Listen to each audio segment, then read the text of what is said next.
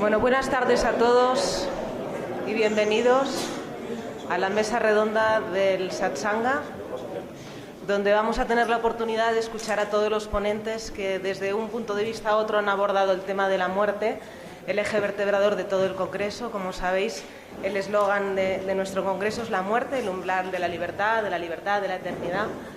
Teníamos dudas de cuál iba a ser el eslogan, pero finalmente nos decidimos por el umbral de la libertad. Los tenemos a los cuatro así que como tenemos muchísima actividad, un montón de talleres, a veces nos ha costado elegir y aunque sean pequeñas píldoras, vamos a tener la oportunidad de escucharlos a todos hoy. Y en principio vamos a hacer un turno muy cortito a cada uno. Os vamos a pedir que intentéis respetar los tiempos. Os daremos 5 minutos a cada uno para explicar un poco vuestro punto de vista alrededor de la muerte, como eje muy introductorio de lo que puede ser, pero bueno, una pincelada rápida. Y después daremos pie al debate y abriremos un poquito a compartir o a discrepar los puntos de vista distintos que tengamos sobre la muerte. ¿Os parece? Bien, pues empezamos por Enric, por ejemplo, por Enric Benito, que lo tenemos aquí. Enric Benito es doctor en medicina, es especialista en oncología y miembro de honor de la Sociedad Española de Cuidados Paliativos. Es profesor invitado, yo creo que de casi todas las universidades de España, porque he visto que está en todos lados y tiene infinidad de publicaciones. Sí, tienes que apretar ahí. No, solamente basta que digas que lo más importante de mi currículum es que soy abuelo. Ah, bueno, pues entonces lo tenemos todo lo demás son diplomas y tonterías, está bien, ¿no? Ya está bien. Pues entonces, antes de, lo habréis podido escuchar muchos de vosotros en su taller, que nos ha hablado sobre el entendimiento que nos falta para acompañar a los moribundos y la necesidad de vivir en conciencia y de descubrir nuestra naturaleza, ¿no? Su dimensión más vulnerable y trascendente. Y mi pregunta viene directamente alrededor de eso, ¿no? ¿Qué hace un médico con tanto paciente muerto? Y yo creo que me parece una buena manera de introducir cuál es tu visión y cómo has llegado al tema de la muerte como eje central de tu práctica médica. Bueno, gracias. ¿No? A los 5 minutos dan bastante. Cuando me casé, mi suegra estaba muy contento porque tenía un yerno médico. Cuando me hizo oncólogo, me dijo, caramba, qué especialidad, se le mueren muchos. Y cuando me pasé a paliativos, dijo, desde luego, hijo mío, ahora ya no podemos presumir casi ni de médico, porque no curas a nadie. Pero como me quería, pues aceptó que hiciera eso. Ese itinerario de pasar de curarlo todo a cuidarlo todo y pasar de la curación a la sanación es un proceso que por suerte me encontré en el camino la necesidad de hacerlo, porque personalmente pues fue una crisis existencial que me planteé la necesidad de pasar de tratar tumores a tratar personas.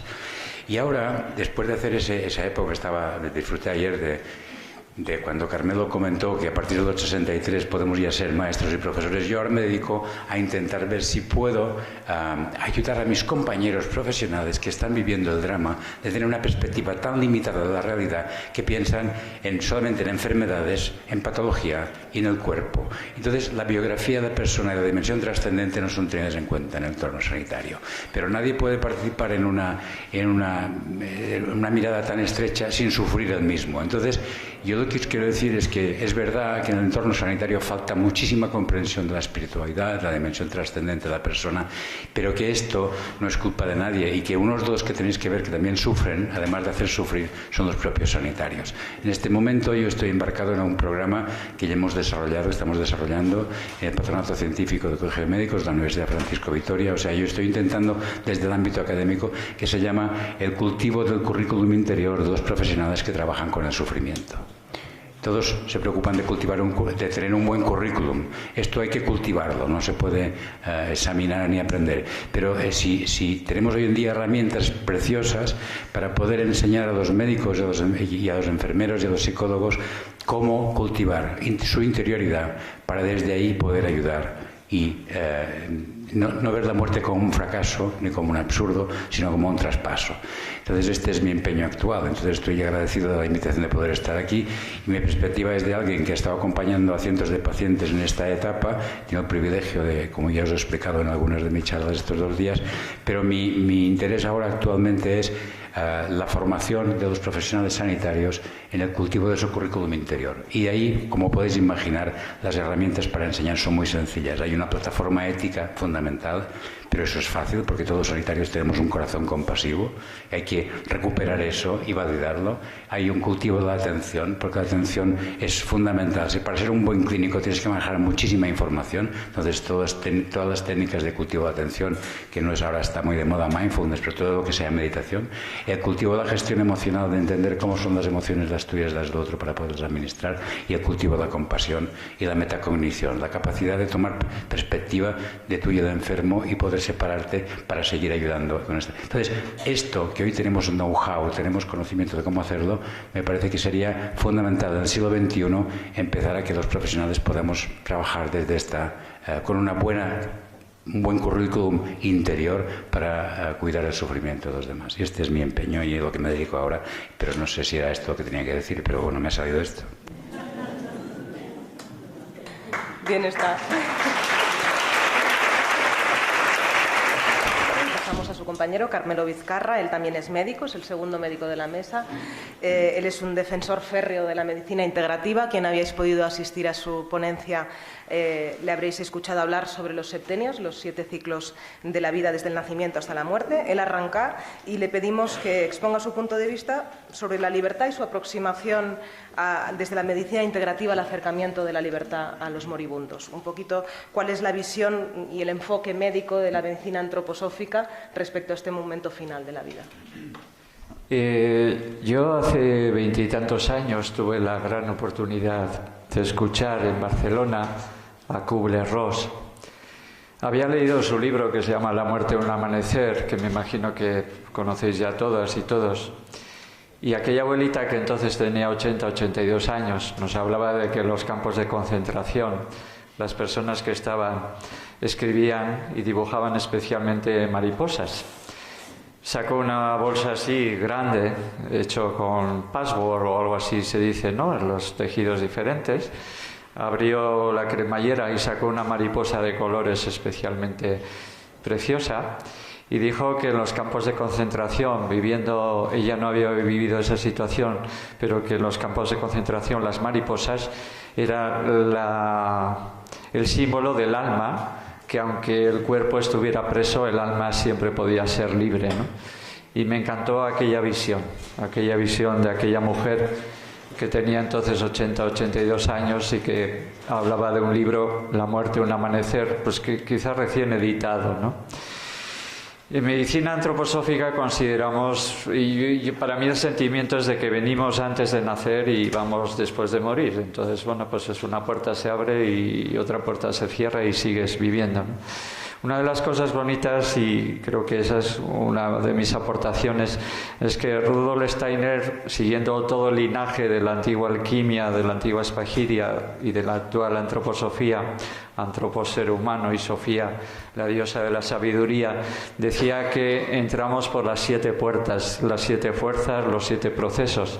La puerta de Saturno, que es el último planeta individual, pasamos por la fuerza de Júpiter, pasamos por Marte, pasamos por la puerta del Sol, seguimos por la puerta de Venus, finalmente Mercurio, y entramos por la puerta de la Luna en la Tierra, ¿no? Rudolf Steiner dice que en el momento de la vida, pues vamos otra vez desde la Luna, Mercurio, Venus, Sol, Marte, Júpiter y Saturno.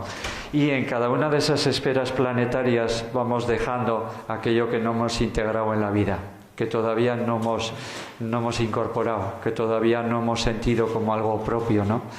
Y dice Steiner que nuestro espíritu solar, una vez de que pasa una temporada en el Sol, vuelve otra vez a las esferas planetarias y va recogiendo todo lo pendiente, todo lo que están por ahí en forma de apegos, en forma de procesos todavía no inhabilitados, ¿no? A mí me gusta decir que, como decía un médico argentino, que escribe un libro que se llama La Tierra como escuela. Yo creo que los más atrasadillos de otros planetas en un momento determinado nos han dicho: oye, mira, yo creo que si sigues en este planeta no vas a aprobar el curso, entonces ¿por qué no bajas a aquel planeta que está abajo, que le llaman Tierra, aunque esté cubierto de agua y que es un poco más oscuro que este? Y bueno, pues en los exámenes de septiembre vuelves a subir otra vez. Entonces, yo creo que el cuerpo humano lo que nos hace es condensar esa conciencia, esa alma y esa energía en un cuerpo muy pequeño, y frente a las resistencias de la vida nos hace buscar eso que llamaban los antiguos, que haya verdad en el pensar, belleza en el sentir y bondad en el hacer. Yo creo, y ahora que estamos, como dicen, en Kali Yuga o saliendo de Kali Yuga, la época dura, yo tengo la sensación de que ahora podemos aprender con mucha más rapidez, también con un poquito de dureza, pero bueno, solamente el que ha sufrido puede comprender el sufrimiento de los demás. Y el acompañar, para mí, las personas que he podido acompañar en la muerte ha sido algo precioso. Cuando una persona se deja morir, se forma una energía tan grande, y solamente aportar, pues el día que se murió mi padre, hace unos 13, 14 años, como yo le llamaba a Ike, cuando él se murió, pues en la habitación se creó tanta energía y tanto calor que hasta una tía me dice: ¿habéis encendido la calefacción? Era casi noviembre y le digo no, pero algo se ha liberado ahí con mucha energía, y para mí fue un privilegio poder estar ahí acompañándole. Y bueno, pues es un lujo poder acompañar a la persona que se deja morir, porque hay ahí un beneficio para todos, especialmente para los que nos quedamos.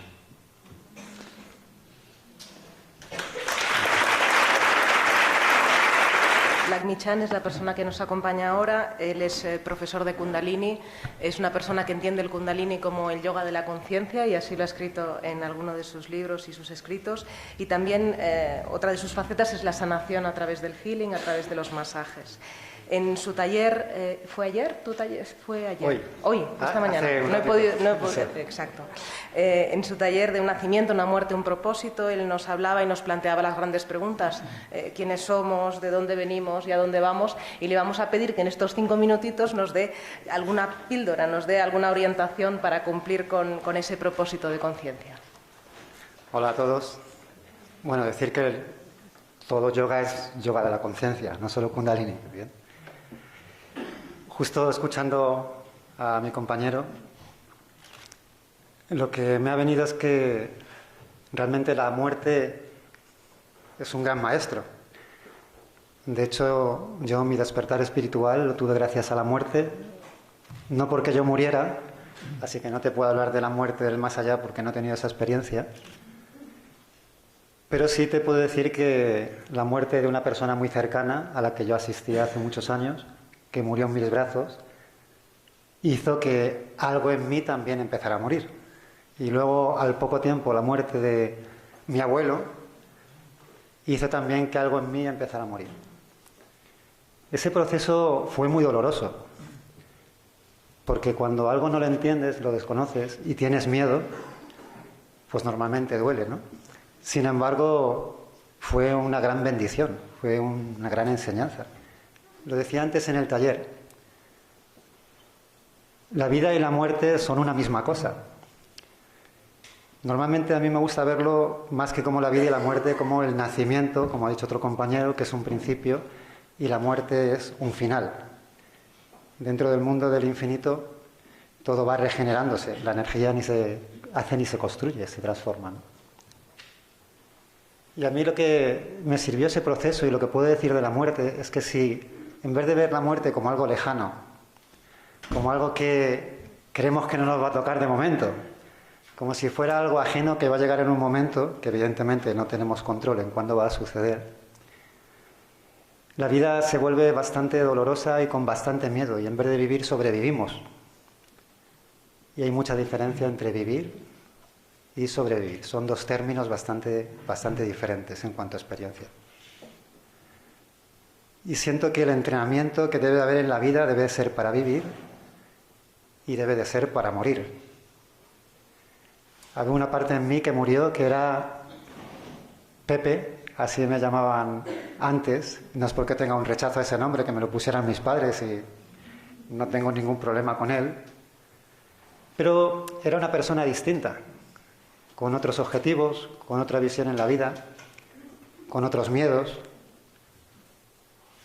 y sobre todo con una gran ignorancia acerca del ser, ¿no? Acerca de la propia vida.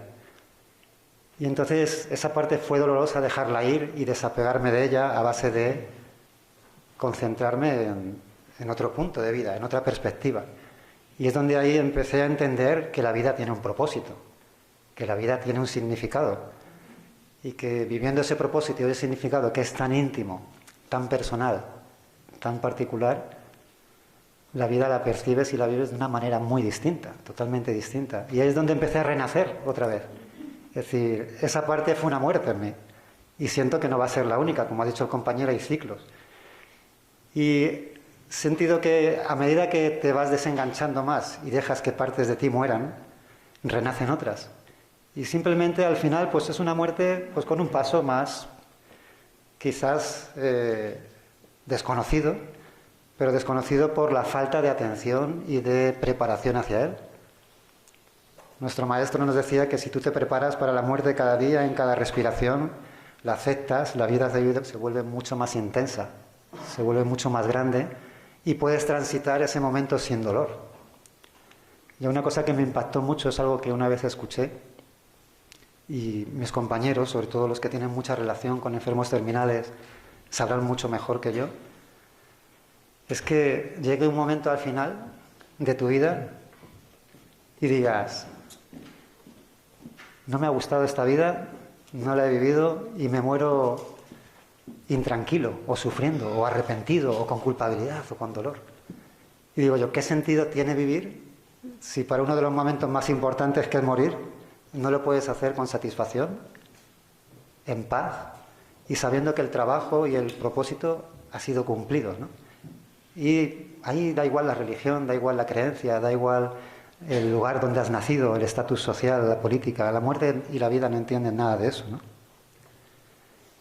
Y eso es un poco pues el planteamiento que yo hago ahora aquí, básicamente.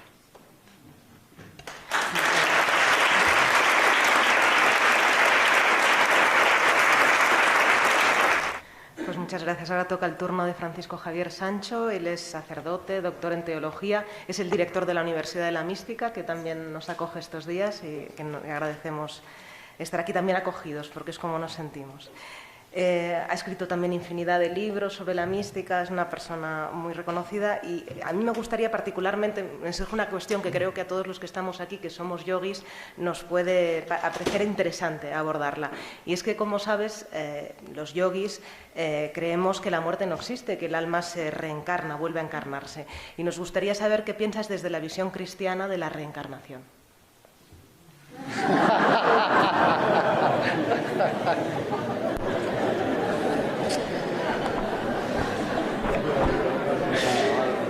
Bueno, me ponen un compromiso, ¿no? Pero mira que los cristianos somos los primeros, no los primeros, pero creemos en la encarnación.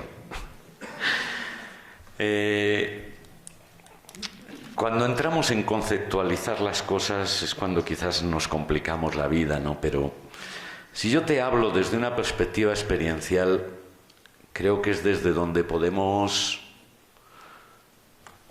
unir dos visiones que aparentemente son distintas conceptualmente, pero que creo que experiencialmente y existencialmente tienen muchos puntos en común, ¿no?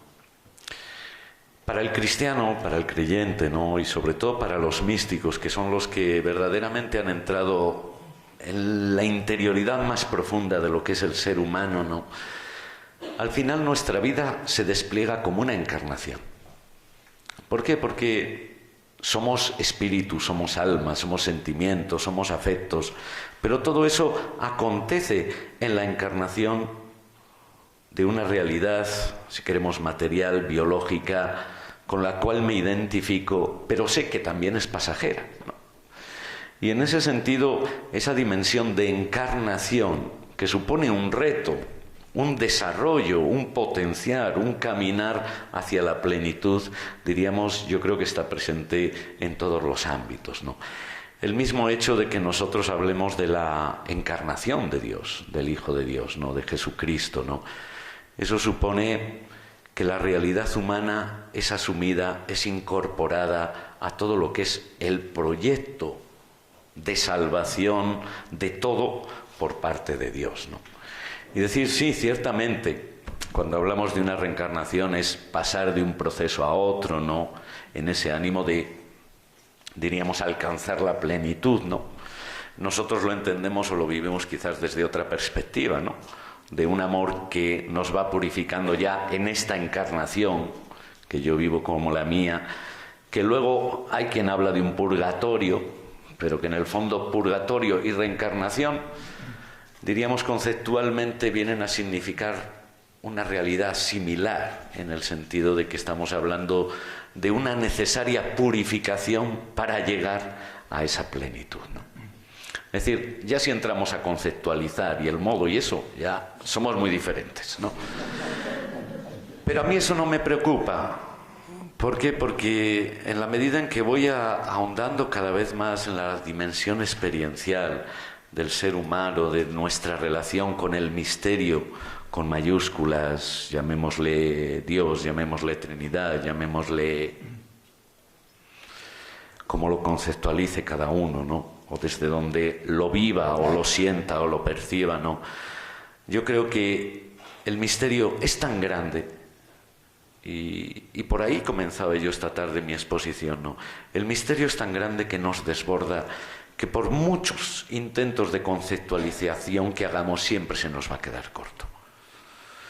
Y si nos centramos en la conceptualización, pues terminamos institucionalizando lo más grande, que es Dios, y que es nuestra apertura y nuestra participación en ese misterio, que al final es lo que nos interesa, porque es lo que vivimos, lo que experimentamos y lo que nos lleva a hacer que nuestra vida adquiera un sentido. Y precisamente en este ámbito y en este tema de hablar de la muerte, yo creo que emergen tantas cosas importantes y necesarias a tener en cuenta, ¿no? Porque si hablamos de vida y de muerte en el plan biológico, podemos decir, no, es que para que haya vida tiene que haber muerte. Y de hecho, para que mi cuerpo se vaya regenerando y yo vaya creciendo y vaya siendo más guapo y cada día más guapo, pues muchas células tienen que ir muriendo. Es decir, la vida se construye en virtud, diríamos, de esa muerte. Cuando hablamos, poniendo ejemplos naturales, ¿no?, del grano de trigo, ¿cuándo da fruto? Cuando muere. No desaparece, se transforma. ¿Cuándo damos nosotros fruto? Cuando nuestra vida se llena de sentido, cuando nuestra vida se llena de valor, cuando morimos. Cuando morimos, ¿cómo? En el día a día entregándonos a los demás. De tal manera que la muerte ya no se constituye como una barrera, sino como una realidad que vamos integrando paso a paso, va llenando de sentido nuestra existencia, y cuando llega el final de esa existencia, diríamos biológica o material, no llegamos a un final, sino a una transformación, ¿no?, que luego en un contexto se explica de una manera. Nosotros cristianos lo entendemos más en la dinámica de que entramos ya en la dinámica de ese amor universal que es Dios y que nos introduce en su propia vida y en su propio dinamismo, ¿no?, preservándonos y adentrándonos en esa unidad, ¿no? Conceptualicémoslo como queramos. Lo importante, yo creo, es que lo acojamos, que lo vivamos y que lo llevemos a la vida, porque al final de eso depende el sentido de lo que somos, ¿no? He aprendido a vivir cuando he descubierto para qué vivo, ¿no? Y al mismo tiempo es nuestra manera de transformar y de cambiar este mundo, ¿no? Y nada más.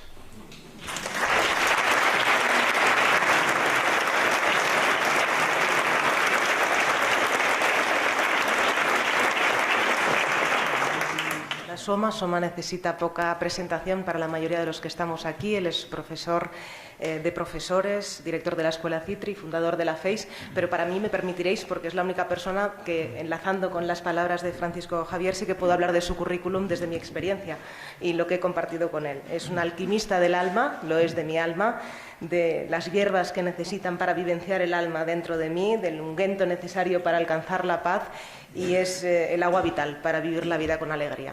Esa es mi experiencia contigo, Soma. Bueno.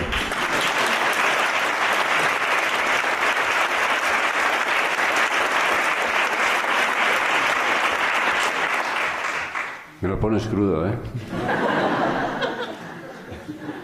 Bueno, ante tanta eminencia, yo lo único que puedo decir, contaros un cuento.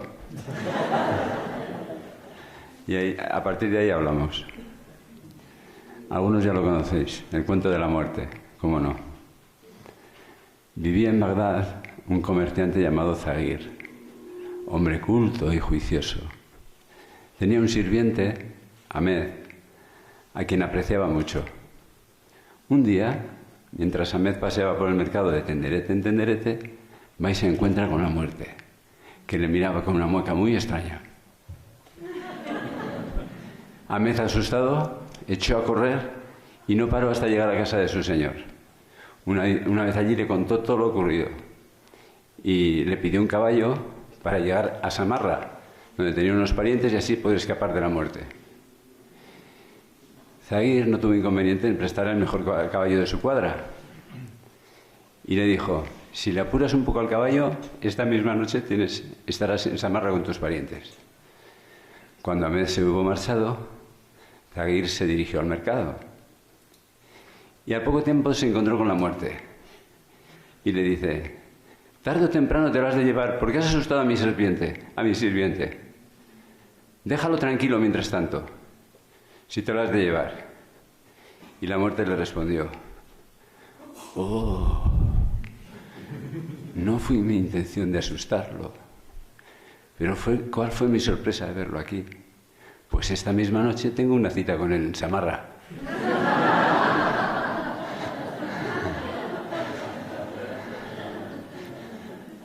Ahmed, si hubiera vivido con la muerte al lado, no se hubiera ido a Samarra, a lo mejor se hubiera escapado de la muerte. Vivir con la muerte al lado es súper importante. Vivir con la muerte al lado como compañera. Incluso le puedes poner nombre. Paquita, Eufrasia. Le puedes llamar como quieras, pero experiméntala. Pregúntale cosas. Cuando tengas duda, pregúntale cosas. Y ella te responderá. Sobre todo cuando vas a comprar lo que no debes. Pregúntale: si me muero mañana, ¿compraría esto? ¿Iría de viaje? ¿Haría esto otro? ¿Haría lo de más allá? Vivir con la muerte al lado es un principio importante. Los yogis chamanes lo recomiendan, para que no te coja de sorpresa. Tiene una ventaja la muerte con nosotros. Sabe cuándo nos va a pillar, pero nosotros no sabemos cuándo nos va a pillar ella. Por eso, si vives con la muerte al lado, en cualquier momento ya sabes que vas a irte al otro lado. Esto es importante, es muy importante. Así que estaría bien que salierais de este congreso con el nombre de la muerte. Y pasear con ella tranquilamente, no tenerle miedo. La muerte es como alguien que te va a facilitar el tránsito al otro lado. Y no veas lo fácil que es. Ahí no te encuentras con la muerte cuando haces el tránsito del morir. Morir es un tránsito, un proceso. Pero no te encuentras con la muerte. Te encuentras con lo que has hecho en vida o lo que has dejado de hacer en ella. Eso es lo que te encuentras. Y ahí es donde verdaderamente sufrimos. Porque ¿quién ha cumplido con su misión? Todos venimos con una misión, con un qué hacer en la tierra. ¿Sabes cuál es el tuyo? Eso es lo que deberíamos de preguntarnos. Porque el sufrimiento nace del alma. El dolor, mira, la vida es un constante campo de dolor. Pero es una alternativa que tú sufras o no por el dolor. El dolor es dolor, nada más. Pero sufre el alma. Es donde verdaderamente hay auténtico sufrimiento en el alma. Y es importante acudir a ella, a la muerte, meditar con ella, tenerla al lado, sentirla. Y te dice, eres un ser contingente. ¿Qué significa un ser contingente? Es un ser que puede estar o no estar. Es un ser que tiene un cuerpo que puede estar o que puede no estar. En un plis-plas. Fijaros la cantidad de miles de personajes que mueren en accidentes en las carreteras. A ellos que les digan el día anterior si tienen pensado irse al otro lado. Estaría muy bien que aprendiéramos desde pequeñitos la relación con la muerte. Bien, pues vamos a hacer una muerte virtual. Vamos a hacer un ejercicio. Imaginaros, estáis en la silla, sentados, tranquilos. Cerramos los ojos. Y vais a tener al lado la persona que os gustaría que estuviera en el momento de vuestra muerte. ¿De acuerdo? Bien. ¿Estamos todos preparados? Cerrad los ojos.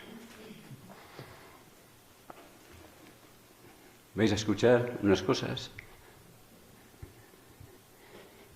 que os van a decir cuando estéis en un lecho de muerte. Te tienen cogido de la mano. El ser que te gustaría que estuviera ahí. Escucha.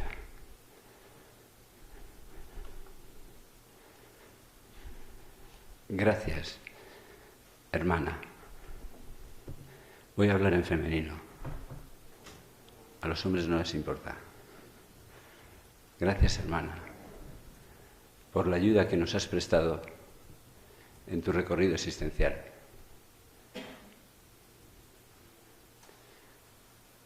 Por tu entrega y generosidad. Por tu servicio a la humanidad.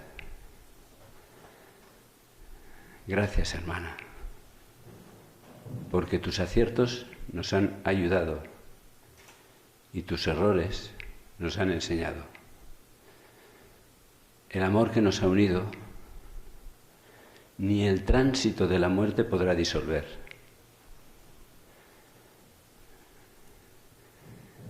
Doy gracias a la hermana muerte, porque te va a ayudar a viajar en mi corazón eternamente. Doy gracias a la hermana muerte, porque te va a permitir disponer de un nuevo vehículo para que sigas evolucionando en este mundo. Doy gracias a la hermana muerte, porque nos va a permitir comprender cuánto amor hay entre nosotros. Doy gracias a la hermana muerte,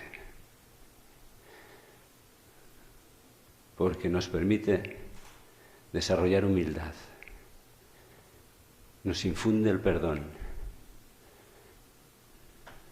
nos aporta bondad y nos permite descubrir la esencia de la vida y lo importante de la existencia.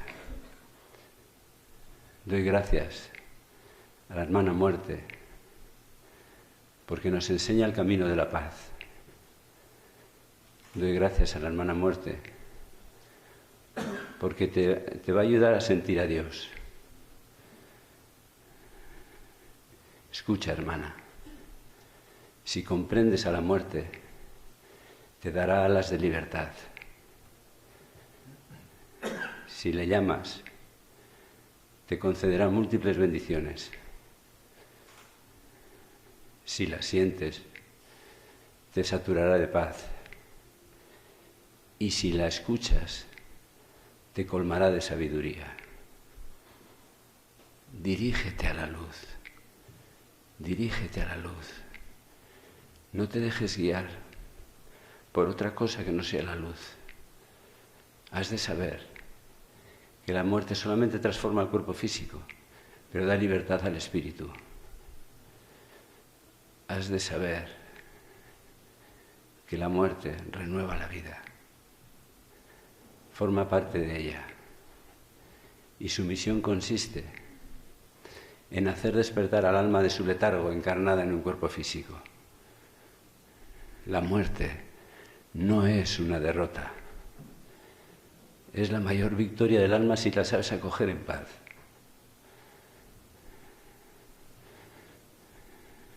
Es el momento, ha llegado el momento más estremecedor y fantástico de tu vida. Atraviésalo en paz, porque solo en paz alcanzarás la luz eterna. Lo único que se despide de este tránsito es tu cuerpo físico, porque el alma queda unida a tus seres queridos más que nunca.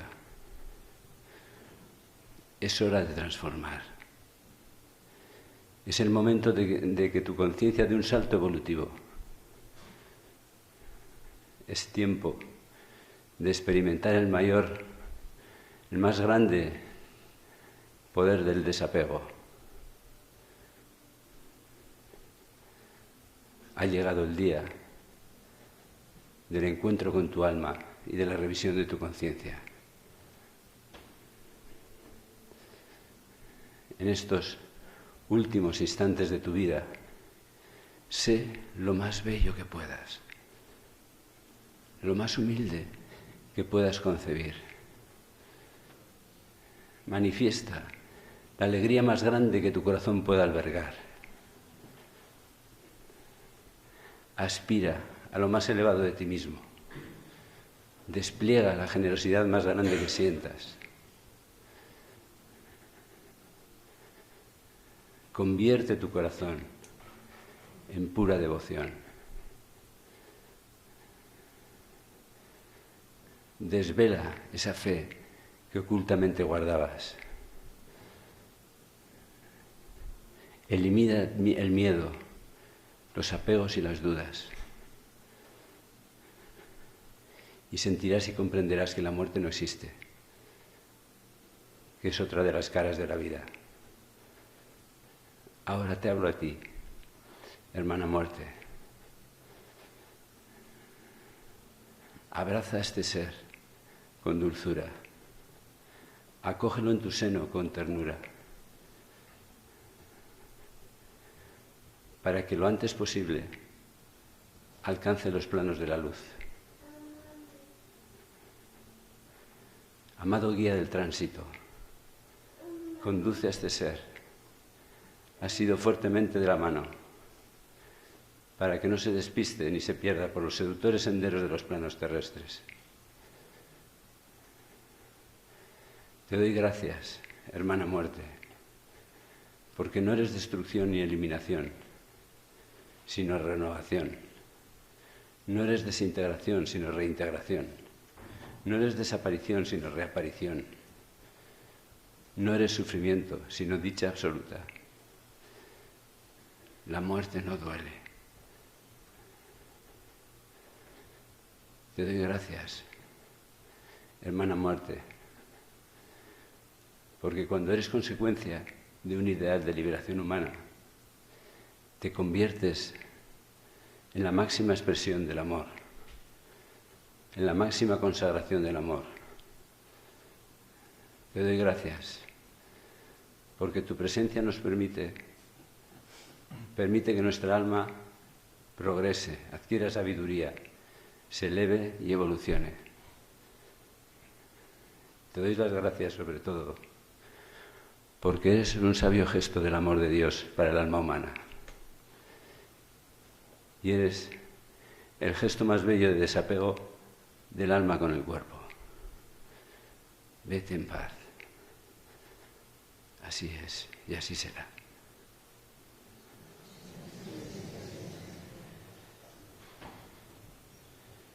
Gracias, Soma. Bueno, Ha llegado el...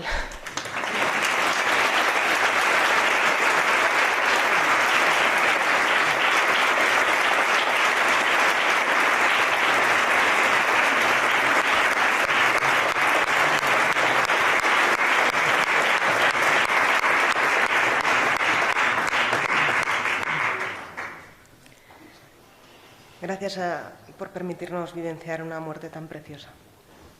Todos juntos y además con quién mejor que con la energía de las almas afines que nos reunimos en el satsanga. Bueno, ha llegado el turno de las preguntas, de compartir, de que entre todos podamos preguntar aquello que queramos preguntar y compartir entre los que estamos aquí. Tenemos 40 minutos, o sea que abrimos ese turno.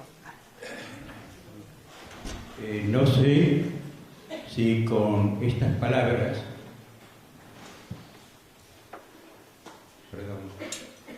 confirmo lo manifestado por el maestro Soma. Somos, esta pregunta les hago, ¿somos vida en la vida o somos muerte en la vida?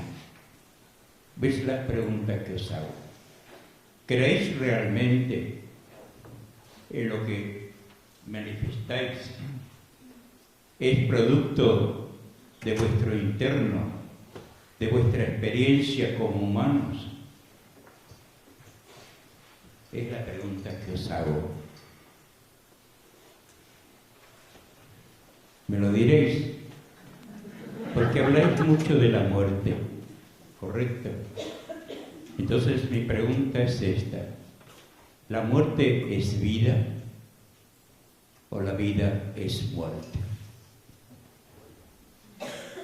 Me pregunto. Espero vuestra opinión.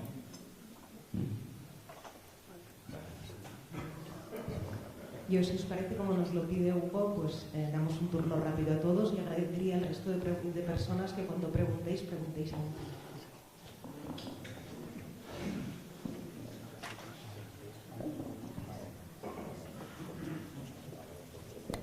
Muy brevemente, desde mi experiencia, no hay nada que sea la muerte. No hay nada que sea la muerte. La muerte no existe. Está bien hacer poesía sobre esto, pero objetivamente, como científico, como académico, como...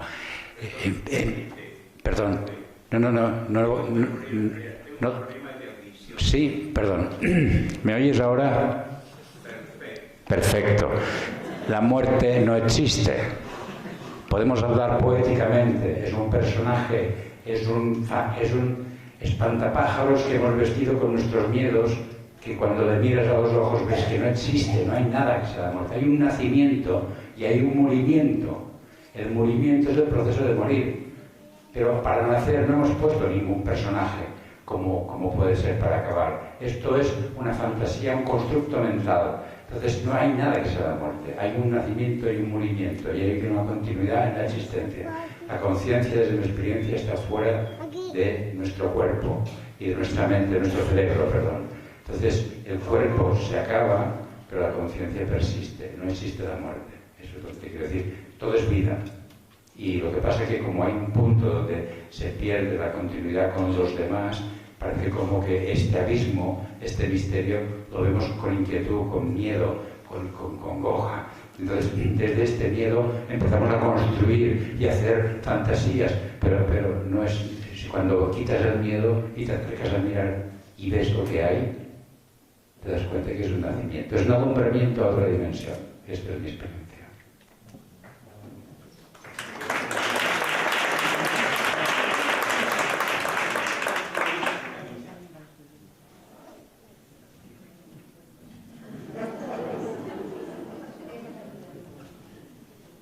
No se puede pensar, se debe vivir. No se puede contestar a eso. ¿Tú vives? ¿Estás vivo? Pues esto es la vida.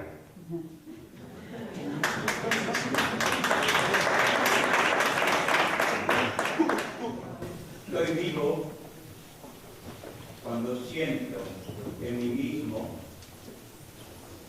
¿verdad? Cuando siento en mí mismo que tengo un equilibrio emocional.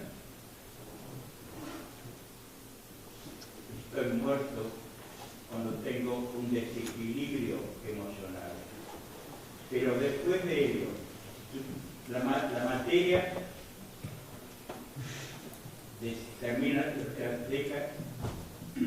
vamos a ver. La materia es energía. Cuando esa energía decae, llega un momento, para mí personalmente, en que ya no puede haber cohesión de sus átomos y moléculas. ¿Es cierto? Entonces, pero esos átomos y moléculas no mueren, se integran nuevamente al universo. Yo por lo menos lo siento así. Y todo lo que es, por lo menos mi vivencia, es que tengo una inteligencia que lógicamente el cerebro este que tengo aquí es como si fuera para mí un gran ordenador, pero la chispa divina es la que transmite a través de este cuerpo por lo menos un sentir, un pensar, una emoción, un conocimiento. Gracias por compartir tu vivencia. Vamos a continuar con las preguntas. Esto, particularmente me gustaría preguntarles a cualquiera de ellos, sería un placer, pero dadas las circunstancias, me quedo con el Kundalini que me acerca más. Entonces, se ha hablado de que se moría un poco cada vez que alguien cercano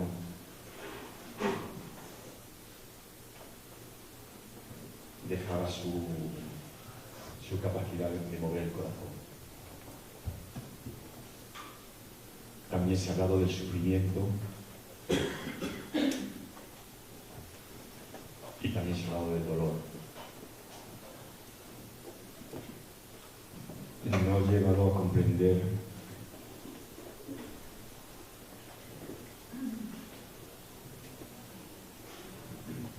todavía la separación entre dolor y sufrimiento desde la propia experiencia no racional. ¿Podrías hablar un poco más de ese tránsito no tan científico? Bueno, lo que contaba antes, más que desde la visión de Kundalini, era una visión personal, en cómo yo experimenté esos sucesos. Y te puedo decir, curiosamente, que no había sido consciente de ello hasta aquí. Es como que todo va cambiando, ¿no? Y vamos aprendiendo en cada instante. Lo que me provocaba dolor y lo que me provocaba sufrimiento, y como antes ha dicho un compañero muy bien, una cosa es el dolor y otra cosa es elegir sufrir con él o elegir ir con él y no sufrir y vivirlo como una bendición, ¿no? Son dos cosas distintas, depende de la capacidad y el espacio de conciencia que tienes en vez de reaccionar, poder elegir. Es donde está la libertad, ¿no?, del ser, ¿no?, cuando puede elegir en ese espacio de conciencia. En ese momento, como mi relación con la muerte era reactiva y miedosa, y no digo que ahora no lo sea, digo que en ese momento era más fuerte, más intensa. Todos esos sucesos que yo desconocía y con los que nunca me había enfrentado porque eran la primera vez, me producían dolor. Un dolor, por un lado, muy inconsciente, que no sabía que tenía, pero mis decisiones me llevaron a experimentar el sufrimiento porque tomaba decisiones que no me hacían bien. Y eso es lo que me sumergió en el dolor. La falta de entendimiento, la falta de conciencia y las acciones que me llevaron por esa falta y ese desconocimiento, esa ignorancia. Eso se empezó a ir cuando me empecé a hacer más consciente. Pero como he dicho antes en el taller, yo conocí a una persona que decía, el dolor es tu amigo, porque el dolor te avisa de que algo no está bien. Y si le prestas atención, puedes dejar de sufrir y puedes incluso evitar el dolor también, ¿no? Entonces, eso fue un poco lo que quería expresar, pero que en tan poco tiempo, claro, no me da tiempo a expresar, ¿no? Pero fue una elección personal por falta de conciencia. Y lo que me ha liberado de ello, me va liberando de ello, es tener cada vez un poquito más de conciencia y más libertad a la hora de elegir qué quiero sentir, qué quiero hacer y a dónde quiero dirigirme.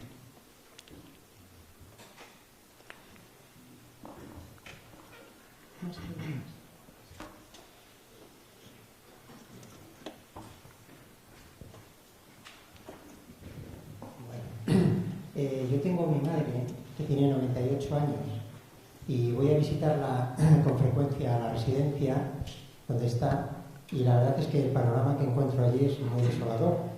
La mayoría de las personas, normalmente suelen ser mujeres, están prácticamente en un estado vegetativo, y yo pienso que yo no sé hasta qué punto vale la pena vivir así.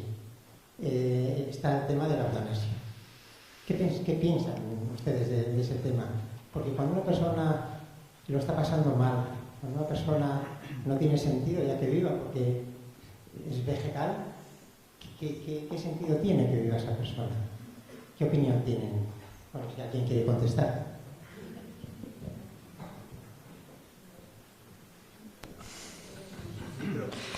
Me viene en mente una película que seguro que muchas y muchos conocéis, que se llama Johnny cogió su fusil. Es un ser humano que vive una guerra y que queda totalmente, aparentemente inconsciente, y en esa inconsciencia es atendido por una enfermera. Entonces esa enfermera consigue atravesar todas las barreras de esa supuesta inconsciencia y comunicarse directamente con su alma, ¿no? Entonces yo creo que incluso en el vegetal hay alguna conciencia. De alguna manera los antiguos alquimistas y espagiristas decían que en un inicio el ser humano, los vegetales, los animales y los minerales estábamos en un conjunto, y a partir de ahí se fueron desgajando los minerales, los vegetales y los animales, ¿no? Entonces creo que incluso en el mundo vegetal hay una conciencia, y yo creo que, como siempre se dice, el sonido, la audición, el sentido de la audición es lo último que se pierde, ¿no? Cuando los budistas dicen que cuando una persona se muere, pues el mejor mensaje es decirle vete hacia la luz y encender una vela para que vaya hacia la luz. Yo considero que no hay vegetales, incluso como seres humanos, los seres humanos que aparentemente son vegetales están sintiendo, pero quizás no están hacia afuera, sino sintiendo hacia adentro. Y yo creo que si la telecomunicación o la telepatía existe entre los seres humanos, todavía más con una persona con la que te sientes esa afinidad. El corazón tiene una coherencia y un ritmo que me hace entrar en coherencia y en ritmo con el corazón de otra persona. Quizás la mente ha desaparecido, pero el corazón sigue sintiendo. Y yo considero que siempre la persona está sintiendo que tú le quieres y que tú le acompañas. Más que el que tú sufras porque él se va, que tú estás ahí siempre, y que aunque su cuerpo se vaya, en tu corazón siempre quedará ese ser humano. Por ser humano y por ser tan grande que ha merecido la pena que tú le quieras. Entonces yo creo que siempre le llega lo que tú sientes. Quizás no le llega lo que tú piensas, pero lo que tú sientes sí. Creo que nadie muere. Incluso después de muerto hay personas que dicen que te ven o que te escuchan o que saben cómo has sido vestido, cómo has sido o con quién te ha acompañado. Entonces, a mí la primera persona que me dijo que en el proceso de su muerte le estaban amortajando y se vio desde fuera y vio a sus familiares, sabía que había venido su tía y era capaz de decir cómo había vestido su tía y cómo habían vestido todos los demás y quienes lloraban y quienes no lloraban, Eso significa que aún sin cuerpo quizás podemos sentir más que con el cuerpo. El cuerpo es un amortiguador de sensaciones, de sentimientos y de cualidades anímicas. Sin cuerpo creo que podemos sentir más. Y ese ser humano igual no está en su cuerpo, pero está en su esencia. Y quizás la presencia es estar presente en la esencia. Y siempre está ahí. Y siempre hay comunicación. No hay vegetales.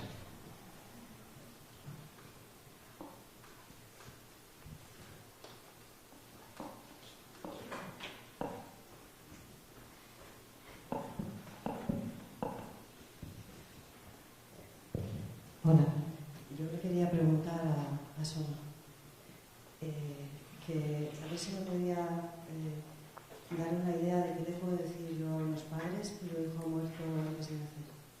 ¿Qué significado puede tener esa muerte antes de nacimiento?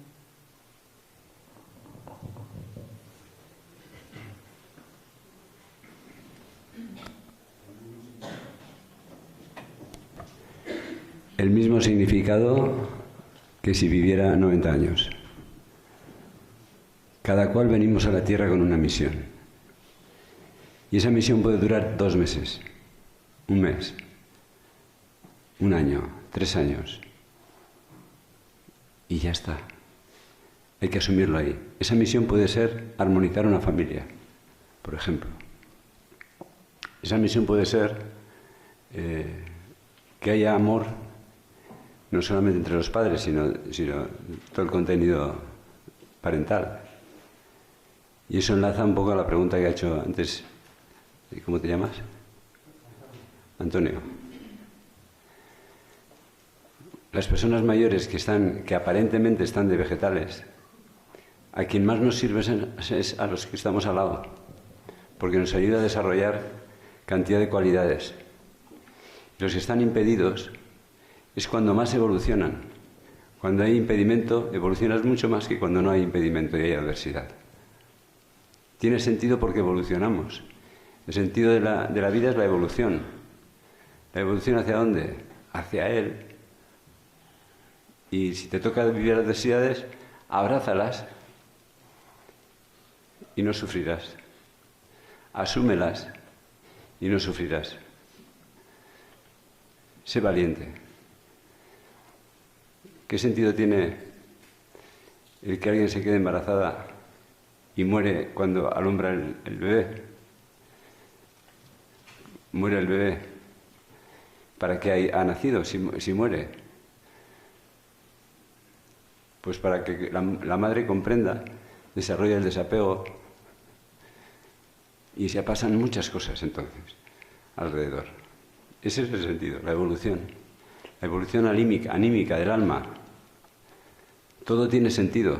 La eutanasia no tiene sentido. La eutanasia es un error. No está en ley. Si Dios quiere que estés encamado durante 10 años, pues vive encamado. Puedes hacer muchas cosas. Puedes hacer yoga en la cama. Perfectamente, además. Puedes hacer nidra yoga, sobre todo. Salirte del cuerpo, aprender a salirte del cuerpo y vivir fuera del cuerpo. Eso es así. Hay que ser valientes, afrontar todas las embestidas del destino, con apertura de corazón. Sufrimiento significa que tienes cerrado el corazón. Cuando tienes abierto el corazón, todo se comprende. Hay comprensión. Cuando tienes cerrado el corazón, quieres entender las cosas. Y el entendimiento no conduce a ningún lado. El entendimiento sirve para que hagas gestiones comerciales con unos y con otros, para pagar las letras, para estudiar una carrera. Pero la comprensión sirve para evolucionar. Comprensión más entendimiento es todo un lujo tener en la Tierra. Pero diferenciar estas dos cosas. Me gustaría apoyar esto que dice Soma con una aportación personal que me dejó impresionado y tiene que ver con esto de los niños. Me invitaron una vez a Santiago de Chile, en la Universidad Católica, para participar en una cosa que no sabía ni que existía, que se llamaban cuidados paliativos perinatales. Es decir, cuando una mujer queda embarazada y le hacen una ecografía y observan que tiene un feto que es inviable, porque tiene una malformación, una trisomía, una encefalia, o sea, un pequeño monstruito, por decirlo así, que cuando nazca va a vivir un día o dos o va a morir. Entonces, el profesor de ginecología de allí, con unos fundamentos cristianos, pues se ha planteado explicarle a la madre que, bueno, que vamos a ver qué quieres hacer, quieres tener el hijo porque es tuyo y puedes tenerlo y bautizarlo y disfrutar de este hijo el tiempo que lo vas a tener contigo, o que quieres abortar. Entonces, las madres que deciden seguir con el embarazo, entonces son tratadas específicamente, ya no hacen gimnasia con las otras mujeres que van a parir, las tienen, o sea, hay toda una preparación para ese alumbramiento que sabes que van a celebrarse en un momento, a lo mejor en unas horas o en unos días, la diferencia entre el bautizo y el entierro. Y bueno, yo he quedado impresionado, la experiencia me conmovió ver los vídeos grabados por los padres que habían hecho todo este proceso y cómo hablaban de la experiencia transformadora, del amor, de la ternura, de la gracia que habían sentido de poder tener ese hijo, vestirle, o sea, había todo un detalle de cuando había nacido las enfermeras lo maquillaban o lo cuidaban para que si tenía alguna malformación en la cara, o sea, los padres lo pudieran fotografiarse, etcétera, etcétera. Eso, que desde fuera puede parecer un poco morboso, os aseguro que luego crearon un estudio maravilloso sobre las mujeres que en esta misma etapa habían hecho este proceso y las mujeres que habían decidido abortar, respecto a la salud mental de estas mujeres un año después del parto. Os puedo asegurar que las mujeres que habían abortado, en un más de un 60%, tenían trastorno de estrés postraumático, ansiedad, insomnio y bastantes problemas, porque a nadie le gusta tener que perder un hijo. Estas mujeres estaban no solamente bien, sanas mentalmente, sino que eran proactivas y habían organizado una asociación para ayudar a otras mujeres que cuando tuvieran esta situación ayudarse entre sí mismas. Esto me pareció algo que yo no había conocido. Después descubrí que en España también, en el Hospital de San Juan de Dios de Barcelona, hay una unidad de paliativos perinatales y se está extendiendo eso. Es decir, igualmente como alguien que viene a la vida viene y se da sentido a esta vida, también la nuestra adquiere sentido. Pero lo más importante es que los padres hablaban con un orgullo, con una ternura y con una gracia, con un coraje impresionante. Entonces me quedé maravillado por eso. Quería comentar eso porque confirma completamente lo que has dicho. Sí, yo quería compartir una experiencia. Mi padre murió hace 3 meses y bueno, era una persona pues tosca, pues por la forma de vida que había tenido. Había trabajado en el campo, nunca nos demostró su cariño, bueno, o nos lo demostró a su manera, no como a mí me hubiera gustado. Como a mí me hubiera gustado. El caso es que, bueno, cuando murió, nos dijeron que iba a morir ese mismo día, que no aguantaba más. Entre mi hermano y yo no había una buena relación y él estuvo ahí una semana. Estuvo esperando a que mi hermano y yo nos reconciliáramos. Y fue una demostración de cariño, de amor. Fue algo precioso. Nos transmitió ese amor y esa ternura que nunca lo había hecho. Y a mí me dejó, la habitación se llenó de amor y me dejó con una gratitud tremenda. Para mí fue ese su legado. Gracias. Gracias por compartir.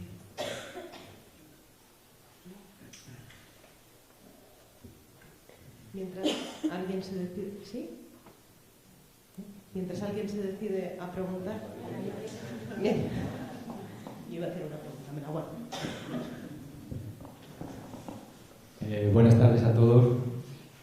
Más que hacer una pregunta, quiero compartir el hecho de que en este encuentro de yoga pues nos hemos reunido un montón de personas de todas partes porque celebramos la vida, porque Queremos mejorar nuestra salud, transformar nuestra conciencia y efectivamente aprender a morir. Pero yo creo que yo por lo menos focalizo la atención en el aprender a vivir, en mejorarme como ser humano y aprender metodologías para que se produzca eso.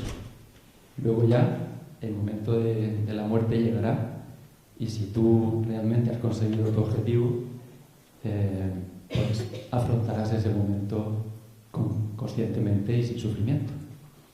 Muchas gracias. Gracias también por compartir. Yo tenía una pregunta para Soma y le quería preguntar, a tu entender, Soma, ¿cuál es la gran enseñanza o la que elegirías de los maestros sobre la muerte?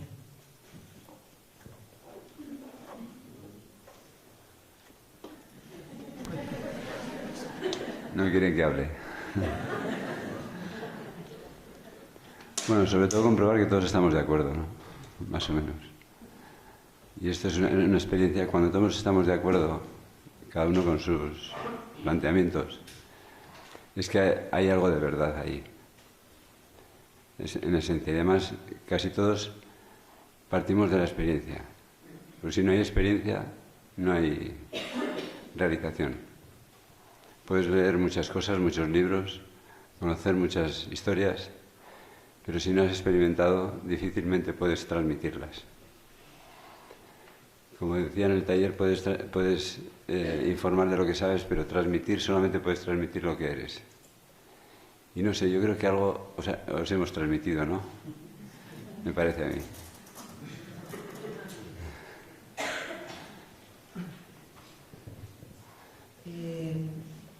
Buenas a todos. Quería preguntar a Soma, bueno, y también a los doctores, no sé, en general un poquito, ¿qué pensáis sobre el momento de la muerte, si influye a nivel álmico el tema de los opiáceos, cuando se está muriendo con dolor y bueno, el opiáceo sabemos que acorta la vida, la persona pierde conciencia o no?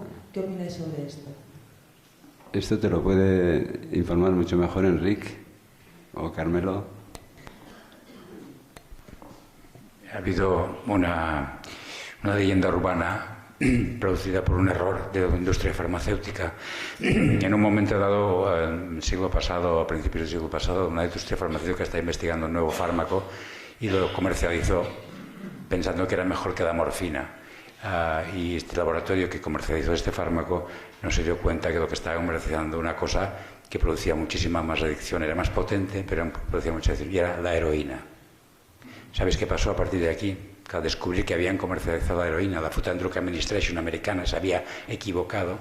Entonces blindaron a partir de aquí todos los opiáceos de una manera tan brutal que se creó una cultura colectiva de que la morfina es peligrosa, que hay que ir con mucho cuidado. O sea, todavía en España tenemos un recetario especial de droga, de morfina, porque eso, y todo eso viene de un error de una industria farmacéutica que contagió a un montón de gente con una droga que no se debía comercializar porque no era para el dolor. Dicho esto, no es verdad que la morfina corte la vida. Y otra cosa, mi experiencia es que los opiáceos, los opioides, son exactamente el antídoto perfecto para el dolor. Nuestro cuerpo tiene receptores de morfina.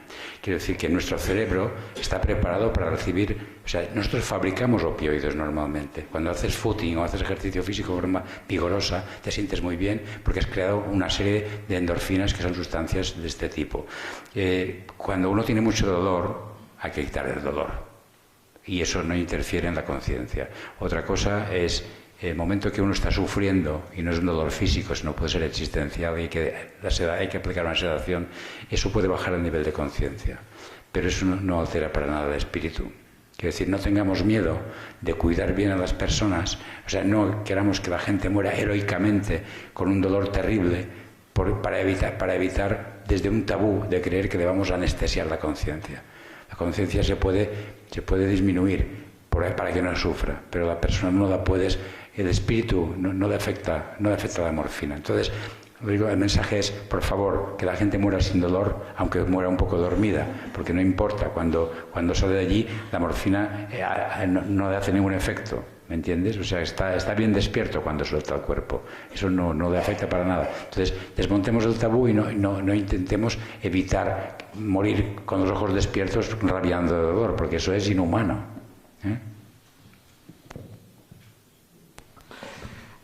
Yo lo que me gustaría es aportar mi experiencia, y de alguna manera sí que es verdad que los opiáceos acercan el cuerpo sintiente, el cuerpo astral, el cuerpo emocional, no esté tan en el cuerpo físico, ¿no? Mi experiencia es que hay un tratamiento del dolor muy importante, que es que no obliguemos a la persona a comer estoy hablando del ayuno. Yo he visto personas que han venido de la unidad del dolor y en 5 días de ayuno, si no le forzamos a comer, si no le forzamos... Para evitar nuestras angustias, muchas veces intentamos que la persona haga aquellas cosas que nos evite el sufrimiento a nosotros, ¿no? Entonces, para mí, mi experiencia grande, me acuerdo que una vez una mujer de Barcelona me llamó por teléfono y me dice: oye, soy amigo de Salvador Navarro, que era un amigo que trabajaba mucho en hipnosis, incluso en hipnosis regresiva y otras cosas. Y le había contado a Salvador que yo trabajaba con el ayuno, ¿no? Y tenía a su marido en el Hospital Sant Pau de Barcelona. Y yo le dije: mira, yo en momentos así, donde cuando la persona se está muriendo, no lo obligo nunca a comer y le facilito el ayuno, porque mi experiencia ha sido que en 5 días de ayuno muchos parches de morfina se eliminan, porque el cuerpo ya no está tan unido, el cuerpo sintiente, el cuerpo astral no está tan unido y atrapando el cuerpo físico, le permite soltar. O sea, el ayuno permite que el cuerpo astral y el yo vayan hacia el yo universal, hacia el cuerpo astral universal, y entonces ya no atrapan al cuerpo físico. Entonces, para mí, el gran antídoto para el sufrimiento es ayunar, no dar nunca de comer al que no quiere comer, porque se está yendo. Y si le damos de comer forzándole a comer, le atrapamos a su cuerpo físico y le ayudamos a que esté en el cuerpo físico cuando él ya se está desprendiendo. La mejor forma de desprenderse, como saben muy bien los místicos, de su cuerpo físico y del dolor del cuerpo físico, una de estas cosas es el ayuno. Teresa de Jesús, Francisco de Asís eran grandes ayunadores cuando querían que su alma y su conciencia se integraran en el alma universal y en la conciencia universal. Entonces yo sí que invitaría a que no forcéis nunca a comer a quien no quiere comer, porque se está yendo. Si le fuerzas a comer, le atrapas a su cuerpo físico. Es una forma de estar en su cuerpo físico cuando verdaderamente se está disolviendo. Los antiguos dicen, alquimistas, espagiristas, dicen en el solve, el disolver. El ayuno permite disolver y permite que el cuerpo astral, que la conciencia y el yo se vayan. Si le doy y le fuerzo a comer, aumento el sufrimiento, aumento el dolor. Entonces yo os invitaría que la próxima vez, para evitar vuestras propias angustias, no forcéis a comer a nadie, sino decir: no quieres comer, quieres beber, quieres... Y luego también darle permiso a que se vaya, porque hay personas que no se van porque creen que tú vas a sufrir si te quedas aquí sin ellas. Entonces, a veces decirle a la oreja: está bien que te vayas, si tú crees que para ti es tu camino. Nosotros seguiremos y tú estarás en nuestro corazón, pero está bien que te vayas. Decide si quieres irte y nosotros estaremos aquí y quedarás siempre en nuestro corazón. A veces hay que permitir a las personas que se vayan y decirles a la oreja: si tú consideras que está bien para ti, vete y siempre estarás con nosotros en tu alma.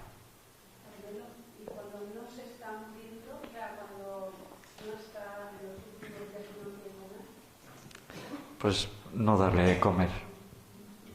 O sea, como dice la Biblia, hay un tiempo para cada cosa, un tiempo para comer y un tiempo para ayunar. Y el ayuno es una buena manera para expandir la conciencia y entrar en la conciencia. O sea, cuando llenamos mucho el vientre, toda la energía va hacia la tripa, hacia el abdomen, y no tenemos tanta energía ni para la conciencia ni para los sentimientos. Cuando dejamos de comer, esa energía fluye hacia la conciencia. Entonces, cuando no hay ganas de comer, lo que pasa es que es posible nosotros desde el enfoque de la medicina antroposófica, por ejemplo, los niños que no tienen ganas de comer es como que no han encarnado, no han entrado en su cuerpo. Entonces a veces también es importante que entren en su cuerpo, por lo menos que vivan la experiencia de su cuerpo y luego que decidan si quieren irse. Entonces obligar a comer es obligar y aumentar el sufrimiento. Lo que pasa es que si hay niños que están tan en la conciencia, para mí esta es una experiencia, ¿eh? En pediatría cada vez veo más niños conscientes y cada vez más niños con problemas metabólicos. Entonces, contacto con la naturaleza, con la tierra, con los árboles, con las plantas, es importante para que esos niños desde la conciencia tan despierta bajen hacia abajo. Mi madre, que tuvo la suerte de acompañar a personas naciendo, me decía hace unos 5 años, Carmelo, me decía en euskera, pero para abreviar, ella me decía, mira Carmelo, antes los niños nacían con los ojos cerrados, ahora los niños nacen con los ojos abiertos. Pero claro, los niños a veces están tan conscientes aquí que no les llega la energía al metabolismo ni a la digestión. Entonces también es importante una buena alimentación, una alimentación cuya forma y color de los alimentos le permita bajar al cuerpo físico. Ellos han decidido venir a través del cuerpo físico y también es importante ayudarles a bajar.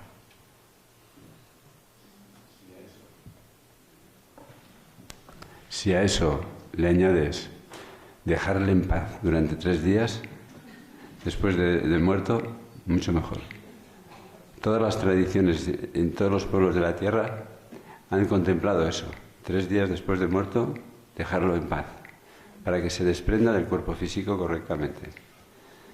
Esto es importante. Tanto lo anterior, dejarlo en paz, como lo posterior, dejarlo en paz. Porque tú no te desprendes rápidamente. Cuando el encefalograma está plano, no te desprendes rápidamente del cuerpo físico. Te desprendes, hay un tiempo para cada cosa.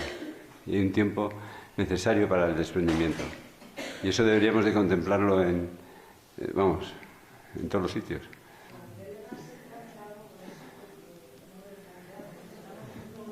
El otro día descubrí que me dijo Enrique que sí, se ha contemplado en la Constitución española, ¿no? No, hay alguna legislación. Creo que desde el budismo se ha presionado bastante para que pueda, si la familia lo pide, por lo menos creo que 48 horas que pueda antes de enterrar. Pero yo no lo puedo confirmar, no sé la ley que es. Pero yo en algún debate lo he oído como que ya está regulado esto. Miradlo. Bueno, yo quiero darle un poco de bola a Javier también. Y bueno, una pregunta sobre los místicos y su deseo de morir. Esas poesías de vivo sin vivir en mí y tan alta dicha espero que muero porque no muero. Ese deseo de morir, por un lado, ¿a dónde nos lleva? Pero por otro lado me hace pensar si es un rechazo a vivir.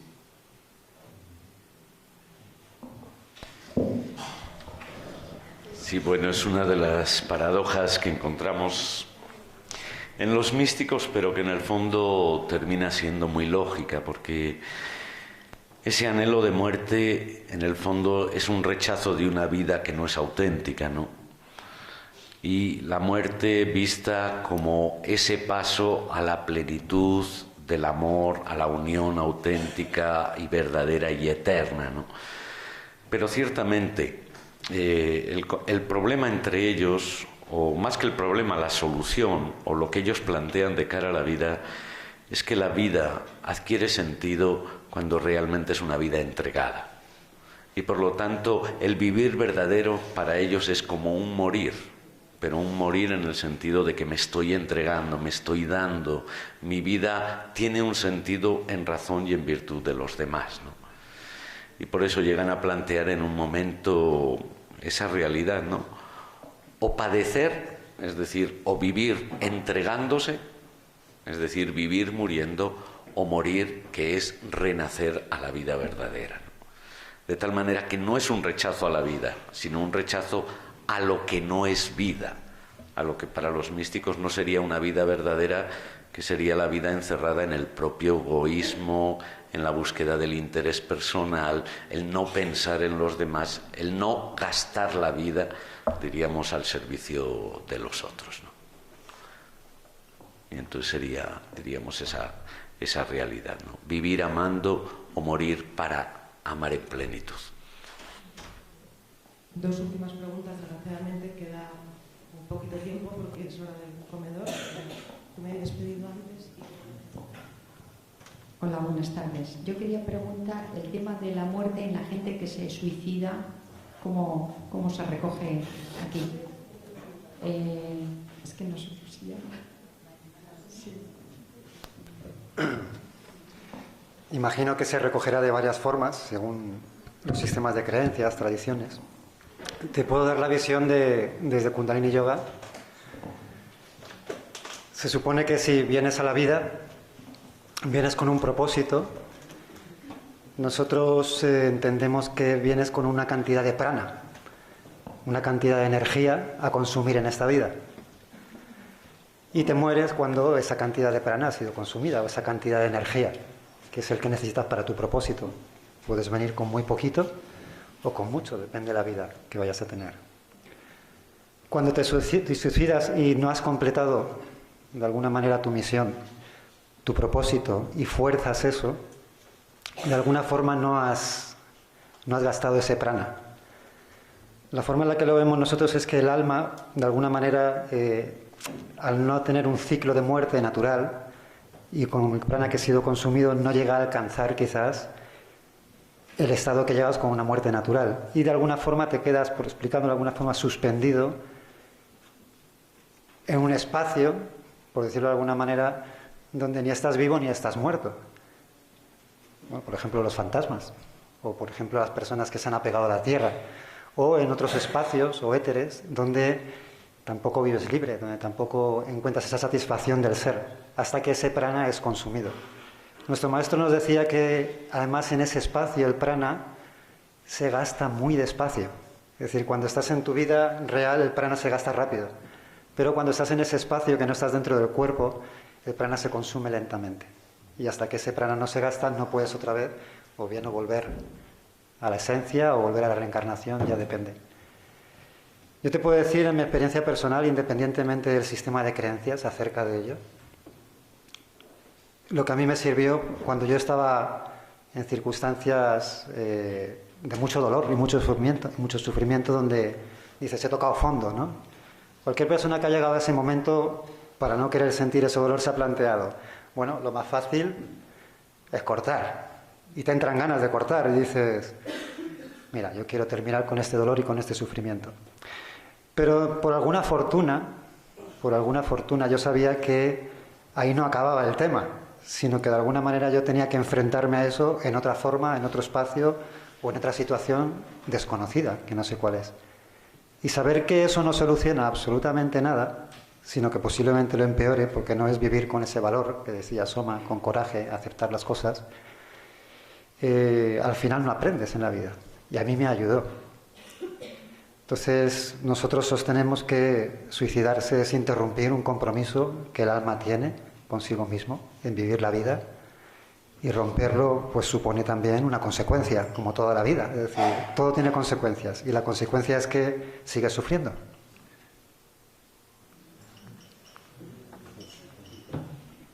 Con relación al ayuno o la alimentación, la sonda gástrica. Hay muchos enfermos que ya no saben tragar y les ponen sonda gástrica y pueden tirarse años. ¿Qué opinan de ello? Porque a lo mejor esa persona quiere morir, pero como está alimentado, pues puede durar muchos años. Es mi pregunta.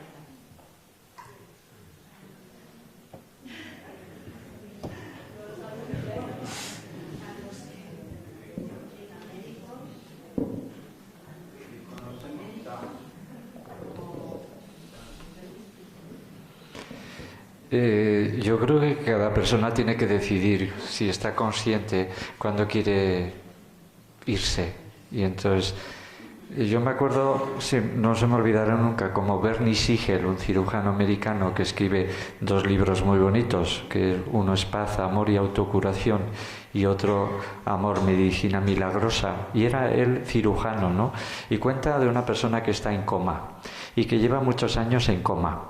Y él dice, voy a hablar con la familia para que le dan permiso para irse, porque él tenía la sensación de que no se iba la persona que estaba inconscientemente en coma o supuestamente inconscientemente en coma, y habla con la familia, darle permiso. Y bueno, la familia acepta y le dan permiso. Le dicen, bueno, pues un poco lo que decía antes, está bien, si tú quieres irte, sigue tu camino y algún día posiblemente nos encontraremos. Lo que el amor une, la muerte no lo va a separar, ¿no? Y entonces él habla con la familia y dice que en cuestión de horas, ni tan siquiera un día, aquella persona se muere, se va.